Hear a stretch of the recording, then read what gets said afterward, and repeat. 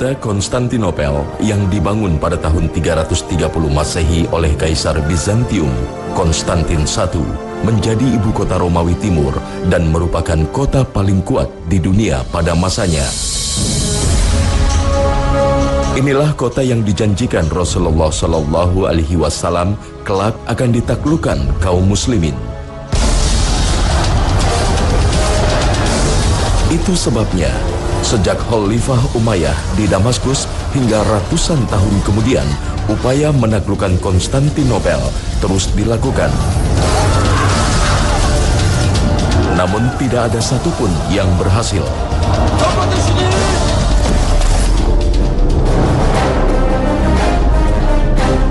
Hanya seorang pemuda belia yang kemudian mampu menaklukkan ibu kota Kristen Timur ini. Dia adalah Muhammad II yang kemudian mendapat gelar Fatih atau Sang Penakluk.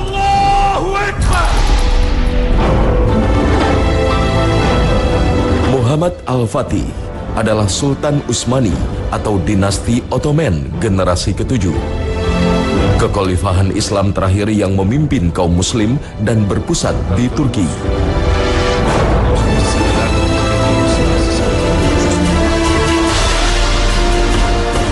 Semuanya berawal dari janji Rasulullah Shallallahu Alaihi Wasallam kepada umatnya. Kota yang menjadi pusat Kristen Timur kelak akan ditaklukkan kaum muslimin. Namun Rasulullah Shallallahu Alaihi Wasallam tidak menjelaskan secara rinci kapan dan siapa yang menaklukkan kota Konstantinopel. Janji Rasulullah Shallallahu Alaihi Wasallam inilah yang memotivasi kekhalifahan Turki Utsmani untuk terus berupaya mewujudkan janji itu. Abdullah bin Amr bin As ditanya, ayyul madinataini tuftahu awwala. Dari dua kota ini mana yang akan ditaklukkan duluan? Al-Qustantiniyah atau Rumiyah? Konstantinopel atau Roma? Dan dia mengatakan, dulu pun kami waktu bersama Rasul, beliau pernah ditanya dengan pertanyaan yang sama. Dan beliau menjawab, yang akan ditaklukkan duluan adalah Madinatu Herakl, kotanya Heraklius. Dan kotanya Heraklius adalah Konstantinopel. Itu hadis yang pertama. Hadis yang kedua adalah disampaikan Rasulullah SAW, la taftahunna al-Qustantiniyah fala ni'mal amiru amiruha wala ni'mal jaishu dzalikal jaish. Kalian pasti akan menaklukkan Konstantinopel. Yang berhasil menaklukkannya, pemimpinnya adalah pemimpin yang luar biasa baiknya, luar biasa hebatnya. Dan demikian juga pasukannya adalah pasukan yang luar biasa. Hadis inilah yang kemudian sangat menginspirasi keluarga besar Muhammad Al-Fatih, karena mereka adalah pemimpin di Turki saat itu. Dan merekalah yang membawa Islam ketika Islam baru saja runtuh di negeri Andalus. Janji Rasulullah Shallallahu Alaihi Wasallam inilah yang membuat Sultan Murad II mempersiapkan dengan cermat untuk menaklukkan Konstantinopel.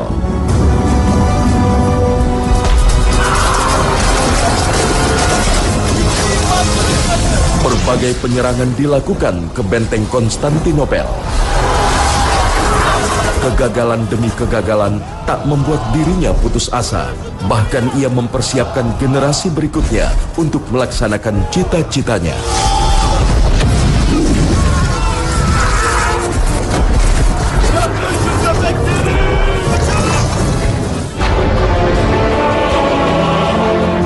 Sayang, putranya Muhammad Tsani yang masih kecil sulit untuk diandalkan.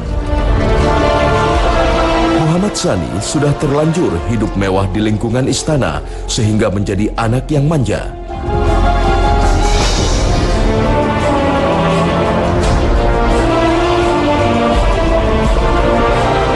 Ia selalu berlindung di bawah kebesaran sang ayah sehingga menyulitkan para ulama yang didatangkan ke istana untuk mendidiknya. Hingga akhirnya kelembutan dan ketegasan dua ulama besar berhasil menundukkan Muhammad kecil, Aksyamsuddin dan Muhammad bin Ismail Al-Qurani. Di tangan Aksyamsuddin, sang guru, Al-Fatih belajar banyak hal. Ia berhasil menghafal Al-Quran dan menguasai ilmu lainnya. Di usianya yang ke-14 tahun, Muhammad Al-Fatih menjadi pemuda yang cerdas dan taat beragama. Hingga akhirnya sang ayah menyerahkan sepenuhnya kekhalifahan Turki Utsmani ke tangan Muhammad Al-Fatih. Di usianya yang baru 22 tahun, Muhammad Al-Fatih menjadi Sultan Kekhalifahan Turki Utsmani.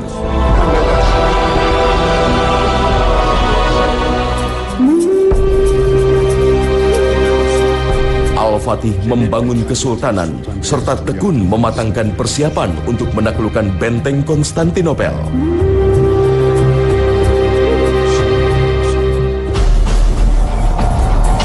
Di kepalanya sudah tergambar jelas apa yang ingin dilakukannya.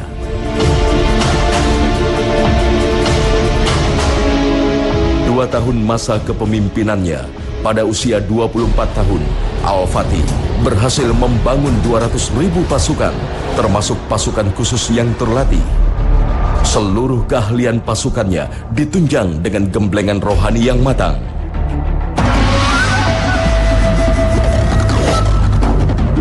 Dia juga membangun persenjataan yang kuat, salah satunya meriam terbesar dengan berat 100 ton.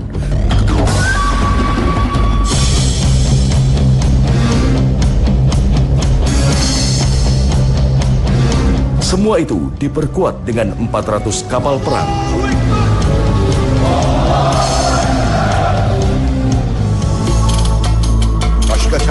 Hal inilah yang membuat gentar kekaisaran Bizantium di Konstantinopel. Berbagai upaya dilakukan untuk menghentikan langkah Al-Fatih.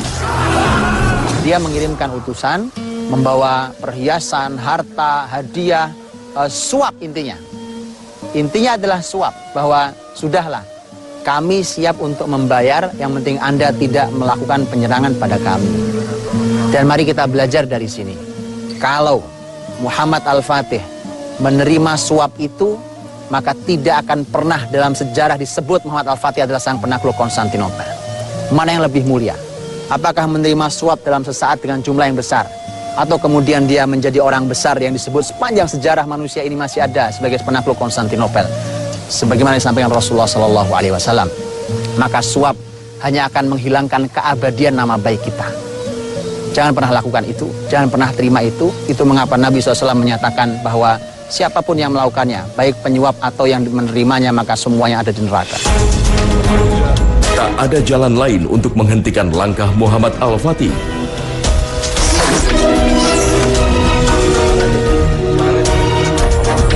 Konstantinopel terpaksa meminta bantuan ke Roma dengan konsekuensi Bizantium mengikuti aliran Roma.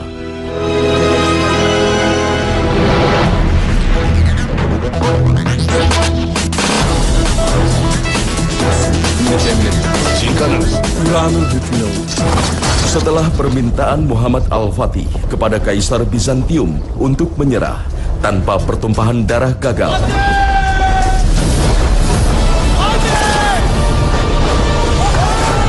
maka saatnya pun tiba.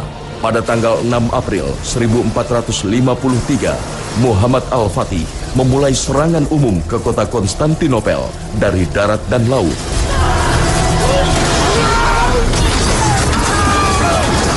Di bawah komando langsung Muhammad Al-Fatih yang didampingi gurunya.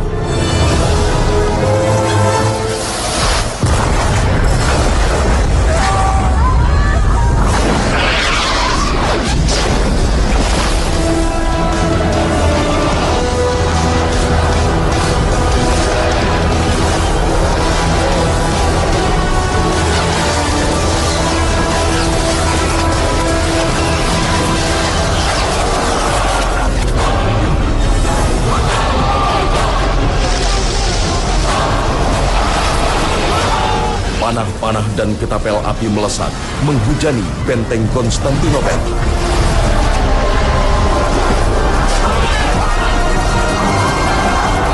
Meriam raksasa terus dilepaskan untuk menjebol dinding benteng.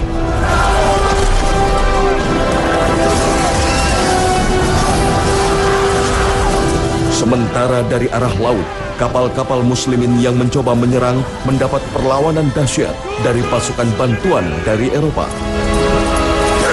Kapal-kapal muslimin yang mencoba menembus Selat Golden Horn atau Tanduk Emas gagal lantaran terhalang oleh besi-besi baja yang melintang menutupi selat.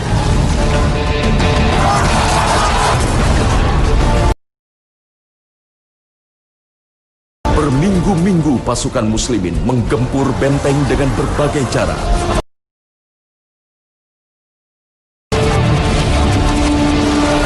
Upaya untuk menembus melalui jalur bawah tanah pun dilakukan.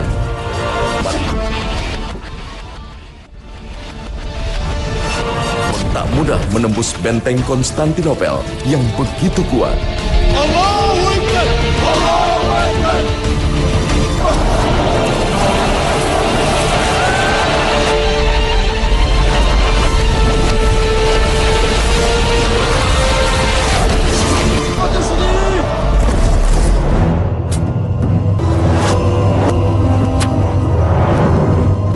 Dalam kondisi inilah, Muhammad Al-Fatih mulai mengevaluasi langkahnya. Al-Fatih pun akhirnya menemukan cara yang dianggap bodoh oleh sebagian bawahannya, yaitu memindahkan kapal-kapal perang yang berada di Selat Bosporus ditarik ke darat untuk menghindari rantai penghalang.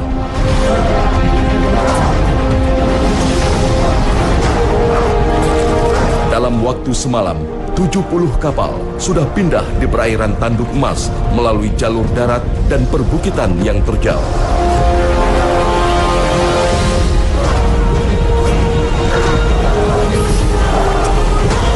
Inilah satu-satunya titik terlemah dari pertahanan Konstantinopel. Inilah taktik perang terbaik yang kemudian mendapat pujian dunia.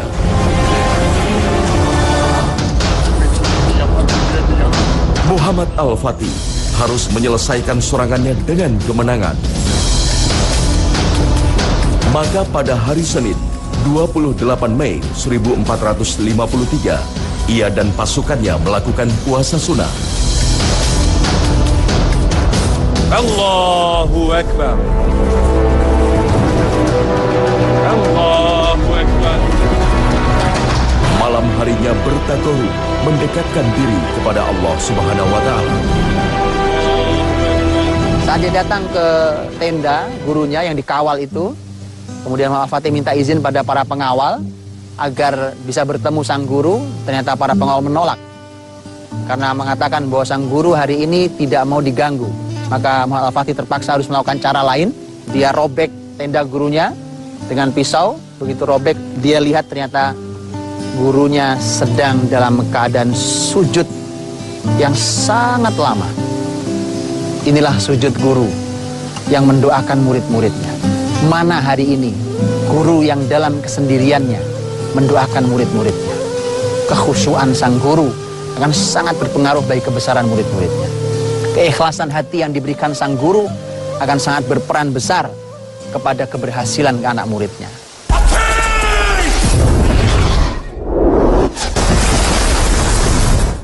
Pada hari Selasa pagi, 29 Mei 1453, dengan segala kekuatan batin dan fisik, serangan menentukan dilakukan.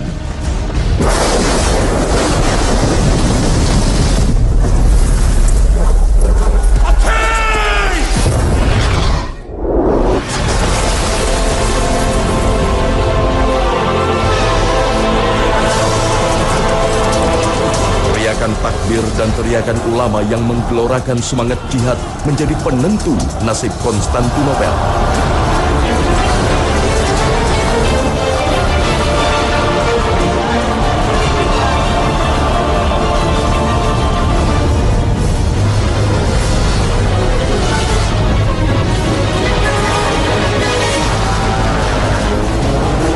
Akhirnya, kota Konstantinopel tak sanggup melawan gelombang serangan pasukan Muhammad Al-Fatih.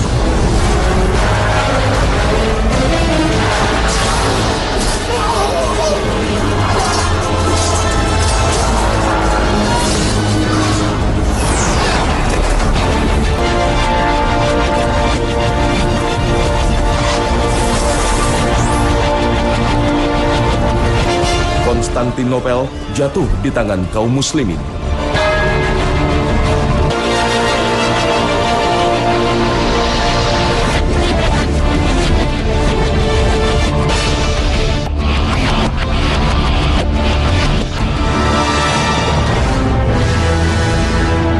Sang penakluk pun memasuki kota dan menuju Katedral Hagia Sophia sebagai jantung kekuatan Konstantinopel.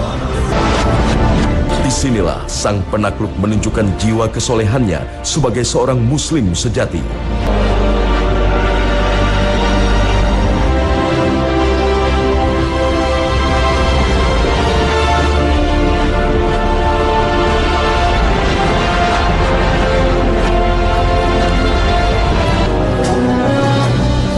Bayang-bayang buruk penduduk Konstantinopel akan nasib yang menanti mereka sirna dengan kedamaian yang dibawa Muhammad Al-Fatih.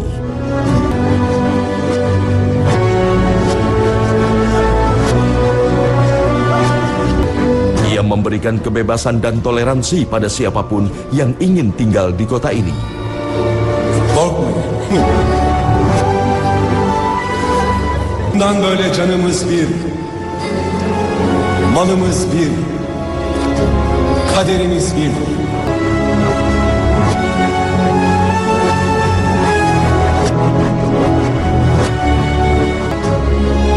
İnancınızı dilediğiniz gibi yaşamakta serbestsiniz.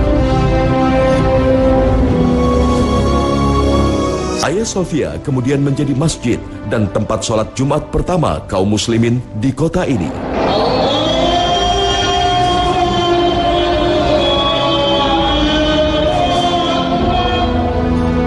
Nama Konstantinopel kemudian diubah menjadi Islambul atau kota Islam yang kemudian populer dengan sebutan Istanbul.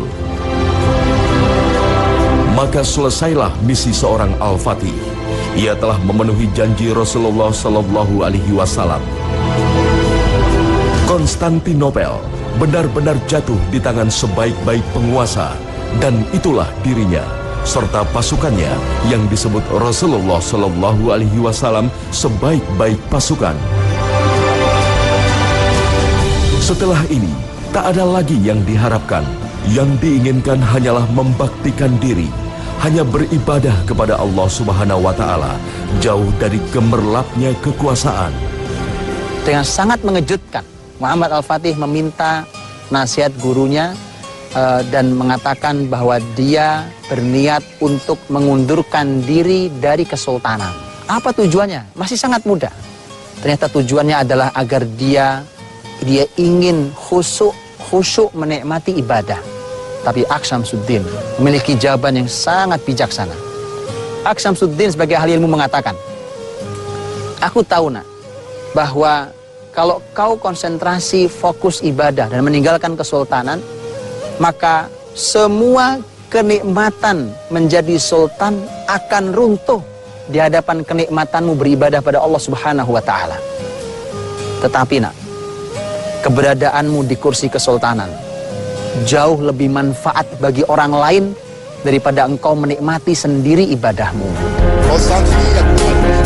Setelah mendapatkan nasihat gurunya, Al-Fatih membangun kekhalifahan Utsmani, mensejahterakan rakyat dan menegakkan keadilan selama 28 tahun.